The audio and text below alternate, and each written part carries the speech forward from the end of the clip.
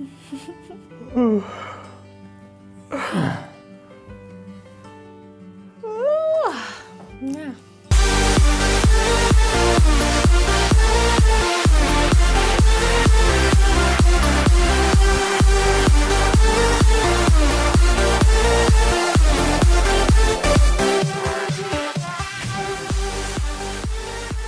Hello and welcome to your daily crypto news. If you haven't done so already, go ahead, do us a favor, click the subscribe button, like the video. The more people like it, the more people get to see it. So let's go to the markets. Today, the markets are just blah. We're trapped in a lot of sideways action. Market cap at 435 billion. Bitcoin dominance is rising at 36.6%. Not good for the alts. Bitcoin's up 1.5%. Really, like I said, you've got some things that are down. IOTA's down 6%, but the markets are really just totally useless today. Unless you, of course, own Dentacoin or Zilliqa or Ethos or Matrix AI Net or Polymath. So we have some things that are up, but for the most part, it's, a lot of things are up about 3% or they're down. I think having some spikes is good, but, I would rather see everything go up together than just a few things rise a lot. IOTA, Gas, Mixin, Stratus, Mithril, they're all down. Nothing's down over 6%. So it's not a horrible day. It's just really a boring day. So let's look at the news. Coinbase delivers knockout report on its finances. So I want to focus right here. Of note are its valuation numbers. Coinbase reportedly valued itself at roughly $8 billion when it made an offer in a recent acquisition for Earn.com. So that's significantly higher than the $1.6 billion valuation it last reported. So how much more will it rise when they add some more coins or the ERC20 token, or at least one they're going to be adding? Not really sure, to say the least. But what I do know is they have been hiring a lot of people, counting contracted workers. They have over 1,000 people working for Coinbase. So let's go ahead and get something on there. So we reported yesterday about the New York Stock Exchange taking on Bitcoin exchange or Bitcoin trading. And as you can see here, the front page of the New York Times, coming soon, Bitcoin trades on Wall Street. Exciting times to be a bag holder and an altcoin advocate, because as Bitcoin rises, of course, everything will come with it. So we've been talking a lot about advertising and how Google and Facebook are just lording over everybody. Facebook today came out and said they've got their own blockchain. I've been telling you guys it's a facade that they're trying to protect people by banning cryptocurrency ads. They're just trying to keep their monopoly. But out of that has spurred several different coins that are trying to do some pretty cool things. One of them is Oyster.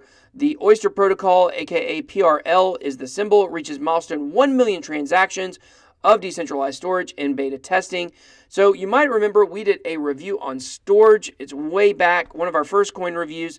And Oyster and Storage are both storage solutions that work with by splitting files up so that people don't have access to all of your information. So it says here in the article, companies like Facebook and Dropbox offer convenient tools, but they have no regard for the privacy of users' data. By using the highest level of cryptographic encryption, Oyster puts you in control of your data with no logins, no passwords, and no email addresses. Oyster ensures that you can't be hacked and your data can't be seen by prying eyes.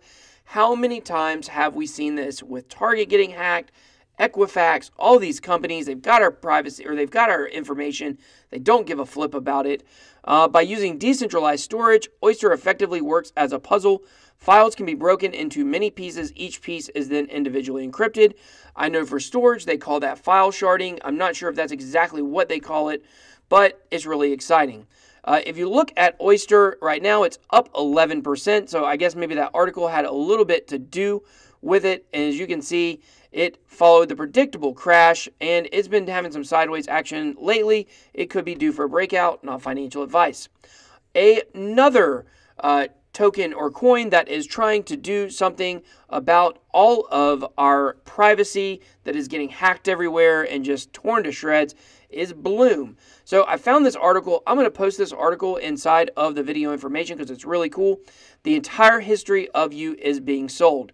It's not just your credit score, your utility bill payments, call phone records, insurance payments, auto history, court records, credit score, identity information, social security records, address history, and hundreds of other pieces of information are amassed into giant data warehouses where it's packaged and sold to data farms, lenders, and banks. Guys, this is happening to us right now as you speak, or as I speak and you listen. Someone is out there stealing both of our information, and they are trying to make a profit off of it. So Bloom is trying to offer an alternative path. With Bloom, you own your own data. You can have access to your data. You decide when you share your data and who you share it with. We talked a little bit about Liberty with a D. That is a company that's trying to do decentralized advertising where you can opt in to share your data, but you get the benefits. You actually get paid for sharing your data. And not only that, but like with Facebook, number one, you don't own your own data. Number two, they own it. And number three, if a mistake happens, you get the negative repercussions. But with Bloom, you have the access to be able to get the positives, and through decentralized storage, there's no negative. So you can check out their website. Here's a quick look at the coin, or I'm sorry, it is a token. Right now it's at $1.01. It is up 7.57%. Look at that chart. It actually debuted right in the middle of the crash. Let's just check out the 7-day chart here. And as you can see, the volume has been picking up on it. It had a spike back a few days ago, but it's on an upward climb. It may be something that you want to look into. It's fairly cheap. Request Network, third-party applications and the blockchain. So I found this article, and it is basically about how the Request Network is trying to work with third-party applications to help blockchain. So Request is a decentralized network that allows users to request a payment, a request invoice, in which the recipient can pay in a secure way with all the information kept in a decentralized ledger. This results in simpler, cheaper, and more secure payments, allowing a wide range of automation possibilities on top. So we've talked about before how Request Network, while not officially partnered with WooCommerce, has been paired with a WooCommerce plugin in which you can take cryptocurrency, Ethereum specifically, through your website for your merchandise. You can check out our website, bitboyandhodl.com. We actually accept Ethereum through this WooCommerce plugin. And basically, Request Network is trying to make it where usability is easy, where through applications and plugins that you're actually able to spend your cryptocurrency and receive it for transactions. So that is really great. A quick look at the chart here. It's down almost 4% today, but as you can see, it followed the predictable crash, and it has been on a little bit of a climb, just like everything else since the end of March. But I really like, and we talked about it a lot, I really like anything that is easing the transition through usability and adoptability. So continue to keep your eye on Request Network. I believe this could be a very big token for this year. Good news for NANO. We've been talking about not a lot of good news for NANO lately, as it seems to just be stuck in a rut. But good news for NANO, it will be added to Ledger, the Ledger wallet, very soon. So hopefully there will be a way that more people find out about it and can store it, and it'll be encouraging for people to come on and buy more.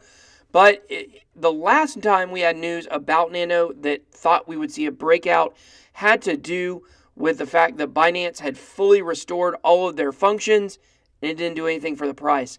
So NANO just really seems to be stuck between $7 and $10. Can't get above it, doesn't really go lower, can't get higher. Hopefully we'll see a breakout with NANO soon. I love the fact that NANO has no transaction fees. It's really awesome. It seems to be maybe scalable. So we'll just see if they can break out of this pattern. A quick look at the chart. Let's go ahead and zoom in. Let's look at the 3-month chart here so we get past the crash. As you can see, from the beginning of April to right now, it hasn't made a lot of progress. At the beginning of April, I guess it was around $5.50. But as everything has been rising, its rate that it's been rising has just not been fast enough for a lot of people. Because of that, they've been jumping out of NANO and jumping into other coins and tokens that have seen a lot bigger gains and a lot faster gains as well. So, very interesting article here about WaltonChain. We've got some interesting news on WaltonChain and also a piece of possible conspiracy, which is what I'm showing you right now. WaltonChain is state-sponsored. This was on the website Medium. I have proof. So I'm I'm just going to basically connect all of these dots for you very quickly. I'm going to also post this article in the video information so you can read it because it's really interesting. The long and the short of it is that people are starting to believe that there's a connection between WaltonChain, the government of China, a cutting-edge military weapons company, and also Alibaba. So it's very interesting. If you know anything about Alibaba, you know it's absolutely huge in China. And this article lays out a pretty interesting case. I don't know it well enough to know if this is just pure conspiracy or maybe there's something to it. I really urge you to dig into this article and look at all the evidence yourself. It involves a company called Dragonsoft, and it also involves, like I said, Alibaba, the Chinese government. It's just everywhere. So go check it out. I can't really do it justice in a few minutes here, but it is extremely interesting.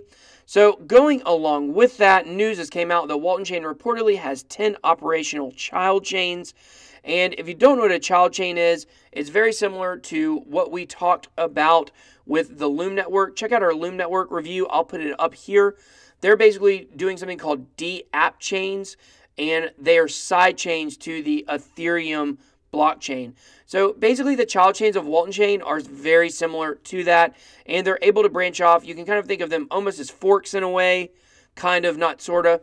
And it's very interesting that, you know, WaltonChain continues to show it has a lot of great things about it, but a very crappy marketing team.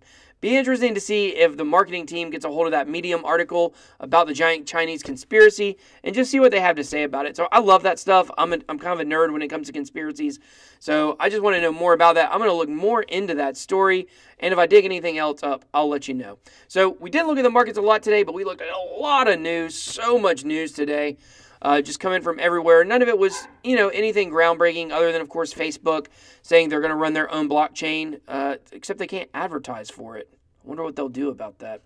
But thanks for watching. Click the subscribe button. Click the like button. Appreciate all of our followers. Come on back for the next video. That was your Daily Crypto News.